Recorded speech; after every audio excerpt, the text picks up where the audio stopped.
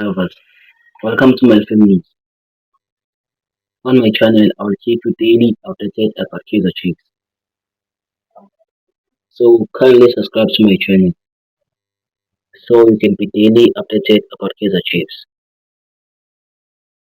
Christian Saile shuts the door on Kaizer Chiefs return. It is official.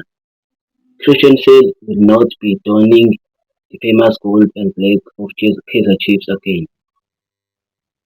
The Colonel's forwarder, who now wears the blue of Supersports United, has tremendous ties with Kaizer Chiefs. At first, fans believe Sale's January switch to Majanjan in the deal that brought Tyrese Morris to Nacional was just a loan move. But SuperSport United CEO Stanley Martinez has now confirmed it is done deal. Sane's move was permanent. He has just got the option to extend his contract till 2027 to 2028. He is already starting to find his feet under Kevin's hands with 2 goals in 12 appearances.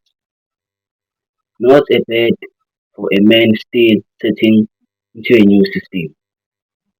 Since landing Mzansi 2 years ago, he played 68 matches, scoring 7 times and providing 4 assists during Kaizer Chiefs' spell.